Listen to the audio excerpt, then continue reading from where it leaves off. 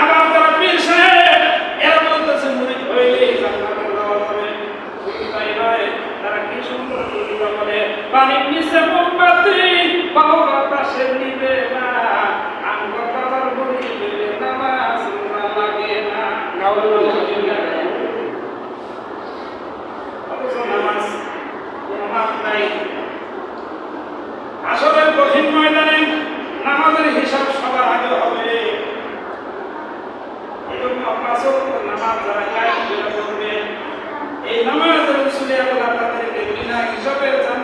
দান করে দিবে। এখন মুফাসসিরগণ বলেন ওয়াজ নসিহত শোনার আগে প্রথমে একটা জিনিস খেয়াল করতে হবে যে যার ওয়াজ শুনতেছি সে যাই না বলে, সে জানতো না শুনে সে ওয়াজ নসিহত করে। অনেক বক্তা আমাদের দেশে আছে, শিশু বক্তা, অঙ্গ বক্তা, 26 বক্তা, নাম শুনেন আপনারা? এরা হাফেজ না মাওলানা না, এরা শুনে ওয়াজ করে।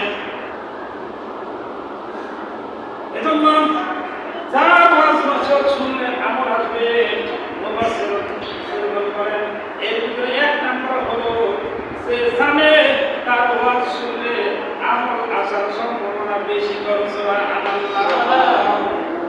এজন্য ওয়াজ শোনার আগে, কিতাবাদি পড়ার আগে এমন বাংলা কিতাব বরাবর নাই, লেখকের নাম লাগে দেখতে হবে, যিনি লেখছেন কিতাবটা ওই লেখক জানওয়ালা কিনা, ওই লেখক জানওয়ালা কিনা, যিনি বয়ান করতেছে উনি আসলে ভালো মানের আলেম কিনা, উনি আসলে কোরআন হাদিস সম্পর্কে ভালো জানেন কিনা।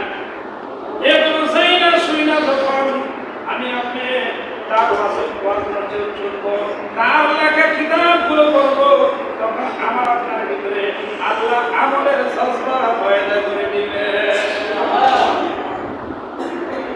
জানতে তো হবে। কোরআনে কারিমে রব্বুল আলামিন সূরা নাহল নামে একটা সূরা আছে, এই সূরার 47 নম্বর আয়াতের ভিতরে রব্বুল আলামিন বলতেছেন ফাসআলু আহলা যিকরি ইন কুনতুম লা তা'লামুন।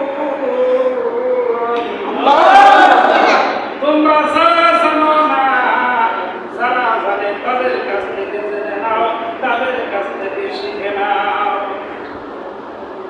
হাদিসের ভিতরে নবীজি বলেন তালাবুল ইলমি ফারিদাতুন আলা কুল্লি মুসলিম, প্রত্যেকটা মুসলমান নর-নারীর উপর ইলমি দিন শিক্ষা করা ফরজ। এজন্য বক্তা হওয়া লাগবে, আলেম হওয়া লাগবে, হাফেজ হওয়া লাগবে, এরকম শর্ত না। শর্ত হলো আপনি যেদিন ইলম শিখলে নামাজটা শুদ্ধ করে পড়তে পারেন, যেদিন ইলম শিখলে রোজা সহি করে রাখতে পারলেন, যেদিন ইলম শিখলে হজ আপনি সহি করে করতে পারেন, যেদিন ইলম শিখলে কালাম আপনি শুদ্ধ করে পড়তে পারেন। ইসলামের ভিত্তি কয়টি? 5টি। ইসলামের ভিত্তি 5টি। ভিত্তি মানে মূল কালেমা, নামাজ, রোজা, হজ, যাকাত, এই 5টা হলো মূল ভিত্তি। এজন্য এই মূল ভিত্তিগুলো সম্পর্কে পরিপূর্ণ জ্ঞান সকলের থাকলেই তো মানা যাবে, না থাকলে কোনোদিন মানা সম্ভব না, মানেই না।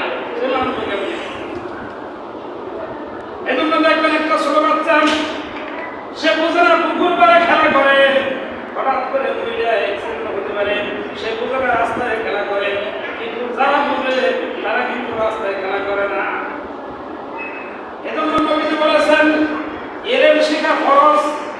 যতটুকু ইলম শিখলে তুমি এই 5টা মূল স্তম্ভগুলো তুমি সঠিকভাবে জানা লাগে। কালেমা 6টা অনেকে জানেই না, মনে করে শুধু কালেমা তাইয়্যিবা লা ইলাহা ইল্লাল্লাহ মুহাম্মাদুর রাসূলুল্লাহ সাল্লাল্লাহু আলাইহি ওয়াসাল্লাম, খালি এই কালেমা জানে, বলতে জানে ঠিক না? বাইরে তো সামনে ধরে লা ইলাহা ইল্লাল্লাহ মুহাম্মাদুর রাসূলুল্লাহ সাল্লাল্লাহু আলাইহি ওয়াসাল্লাম, এরকম কয় না। এরকম করলে মুসলমান হওয়া যায় না।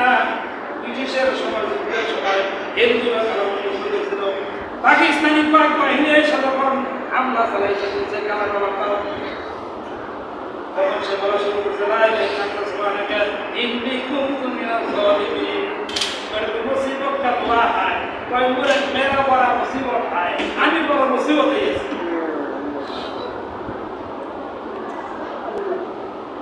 এখনো বহু মুসলমান আছে, জিজ্ঞাসা করবেন সে কালেমা তাইয়্যিবা বলতে পারে না, বাকি 5টা তো বাদ দিলাম। এই কালেমার অর্থ কি? অর্থ জানে না। আল্লাহ তাআলা ব্যতীত ইবাদতের উপযুক্ত আর কোনো মাবুদ নাই। এই অর্থ যদি সে বুঝতো, সে কি মাজার যায় সেটা দিত? এই অর্থ যদি সে বুঝতো, সে কি আল্লাহ ছাড়া কারো কাছে চাইতো, মাথা নত করতো না? এই অর্থ সাহাবায়ে কেরাম বুঝছে বিদায়ী তারা আবু জেহেল, আবু লাহাব, উতবা, সাইবা এগুলো নেতৃত্ব মানে নাই। না মানার কারণে তাদের উপর আসছে অত্যাচারের দৃষ্টিগুলা, এমন অত্যাচার করেছে সাহাবায়ে কেরাম ইতিহাসের ভিতরে দেখা যায়। যারা দামি হয়েছে হযরত বেলাল রাদিয়াল্লাহু তাআলা আনহু, হযরত খাব্বাব রাদিয়াল্লাহু তাআলা আনহু, এরা দুনিয়া থাকতে জান্নাতের সার্টিফিকেট পাইছে। সুবহানাল্লাহ। হযরত আবু বকর, হযরত উসমান, হযরত আলী, এই দশজন সাহাবী যারা জান্নাতের সার্টিফিকেট পাইছে, তারা এমনি এমনি পায় নাই যে তারা দুনিয়াতে খুব সুখ শান্তিতে থাকতে পারতো, কিন্তু এই সুখ শান্তিগুলো বাদ দিয়েছে শুধুমাত্র এই কালেমার অর্থ বুঝে। সুবহানাল্লাহ। হযরত মুহাম্মদ সাল্লাল্লাহু আলাইহি ওয়াসাল্লাম আল্লাহ তাআলার রাসূল। এই কালেমার দ্বিতীয় অংশের ভিতরে আছে এর অর্থ কি? এর অর্থ হলো আল্লাহকে রব বলে স্বীকার করে নিলাম, তো আল্লাহর সব হুকুমগুলো আমি মাথা পেতে মেনে নিলাম, আর রাসূলকে রাসূল হিসেবে মেনে নিলাম, তো রাসূলের আদর্শকে আমি আমার জীবনে বাস্তবায়ন করব। এইটা আমি পুরোপুরি প্রতিজ্ঞা করলাম। মরব তো রাসূলের আদর্শ ছাড়ব না, মরব তো আল্লাহর হুকুম বাদ দিব না। আমি সুখে থাকলে আল্লাহর হুকুম মানব, আমি দুঃখে থাকলেও আল্লাহর হুকুম মানব। এইটাই হলো কালেমার দাবি কলমা হাওয়া। শুধুমাত্র মুখে মুখে কালেমা পড়লেই পরিপূর্ণ ইমানদার হওয়া যায় না। এজন্য বলতেছিলাম, অনেক বক্তা অনেক রকম ওয়াজ করে, প্রত্যেক ওয়াজের মূল উদ্দেশ্য কিন্তু একটাই। যারা হক্কানি আলেম, তারা ওয়াজের মাধ্যমে আল্লাহর দিকে ডাকে। উদ্দেশ্য হলো আল্লাহ বলা মানুষকে আল্লাহর সাথে পরিচয় করায়া জান্নাতে পৌঁছায় দেওয়া। তারা হক্কানি পীর বুজুর্গ, এদের ডাকের উদ্দেশ্য একটাই যে তারা আল্লাহকে চিনে না, আল্লাহর হুকুম মানে না। এরা যাতে আল্লাহকে চিনতে পারে, আল্লাহর হুকুম মাইনা শান্তিতে দুনিয়াতেও থাকতে পারে, পরকালেও জান্নাতি হইতে পারে। যারা হক্কানি আলেম, উর্দু কিতাব ছিল, আরবি কিতাব ছিল, বাংলা কিতাব ছিল, এই কিতাবগুলো তারা লিখিতভাবে সুন্দরভাবে মানুষের মাঝে প্রচার করার জন্য বাংলা ভাষাভাষী মানুষ যাতে বুঝতে পারে বাংলায় পড়ছে। বুখারী শরীফ বাংলায় পাওয়া যায়, আবু দাউদ, তিরমিজি শরীফ, নাসাই শরীফ, ইবনে মাজাহ শরীফ, মুসলিম শরীফ, এই ৬টা কিতাব বড় বড়। কয়টা কিতাব? এই ৬টা বড় বড় কিতাব আমরা মাদ্রাসায় পড়ছি উর্দুতে।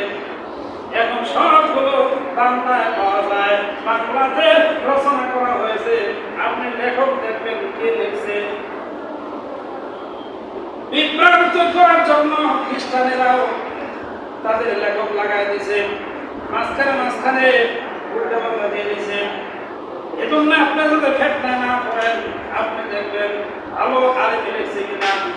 শামসুল হক ফরিদপুর রহমতুল্লাহ ওনার লেখা আছে, বর্তমান তিনি আকামে জিন্দেগি লিখেছেন। মাওলানা এনায়েতুদ্দিন ওনার লেখা কিতাব আছে, এগুলো আপনারা করবেন। আর বিশেষ করে ইমাম সাহেবের কাছে চাইলে নেবেন। আমি বাংলা একটা কিতাব কিনতে চাই, সাহাবীদের জীবনী কিনতে চাই, নবীর আদর্শ, নবীর সিরাত গ্রন্থ আমি কিনতে চাই, নবীর জীবনী আমি কিনতে চাই, তাহলে কোন কিতাবটা কিনতে পারি, কার লেখা কিনতে পারি, চাই না বুঝা তারপরে কিনবেন, তার লেখা বই পড়বেন, তাহলে আমরা বলতেছিলাম যে কার ওয়াজ নসিহত শোনা যাবে। এর ভিতরে ১ নম্বর হলো যে যাই না জানলাওয়ালা আলেম বয়ান করতেছে, তার ওয়াজ শুনতে হবে, তার ওয়াজ নসিহত শোনা যাবে। যে না যাই না বয়ান করে শুনে না অন্ধ হাবেজ, তারপরে দেখা গেছে ৩২ ইঞ্চি ৩৫ ইঞ্চি এইসব দিকে পাগলা হবে, এদের ওয়াজ শোনা যাবে না। তারপরে হলো কার লেখা বই আপনি করবেন, দেখতে হবে যিনি লেখছেন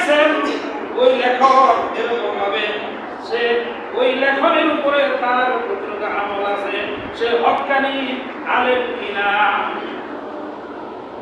যার ওয়াজ নসিহত শুনবেন তার ভিতরে কত আমল আছে এটাও দেখতে হবে। 3 নাম্বার দেখতে হবে সে সহি আকীদা বিশ্বাসের অধিকারী কিনা, সে সহি আকীদার কিনা, না সে ভণ্ড আকীদার, না সে বিভ্রান্ত করে ফিতনা ছড়ায় এরকম আকীদার কিনা, এইটা আপনাকে দেখতে হবে। তার মানে হলো ওয়াজ নসিহত শোনার ক্ষেত্রে, ধর্মীয় কিতাবাদি পড়ার ক্ষেত্রে আপনাকে আমাকে 3টা জিনিস খেয়াল করতে হবে। 1 নম্বর হলো যিনি ওয়াজ করতেছেন সে জানওয়ালা কিনা, 2 নম্বর হলো সে সহি আকীদা বিশ্বাসের অধিকারী কিনা, 3 নম্বর হলো সেরকম ভাবে তার কতটুকু আমল আছে কিনা।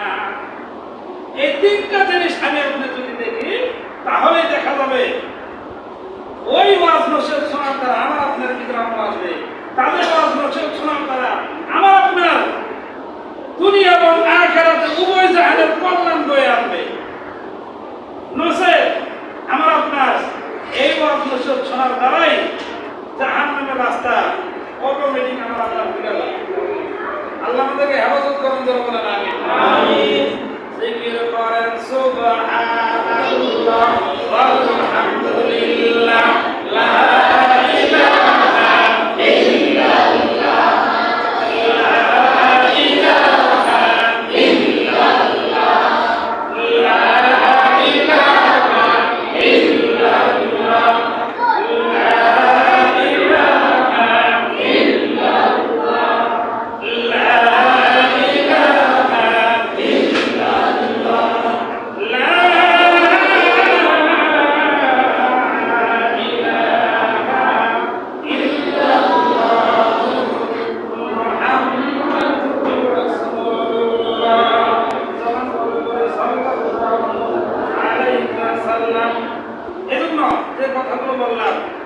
এই কথাগুলোকে ভিত্তি করে আল্লাহ পাক রব্বুল আলামিন আমাদের সবার জীবনকে পরিচালনা করে দুনিয়াতেও শান্তিময় জীবন উপহার পাওয়ার তৌফিক দান করেন। পরকালীন জীবনেও চিরস্থায়ী শান্তির স্থান জান্নাতুল ফেরদাউসের বাসিন্দা হিসেবে আল্লাহ আমাদের সবাইকে কবুল করেন। সবাই বলেন আমিন।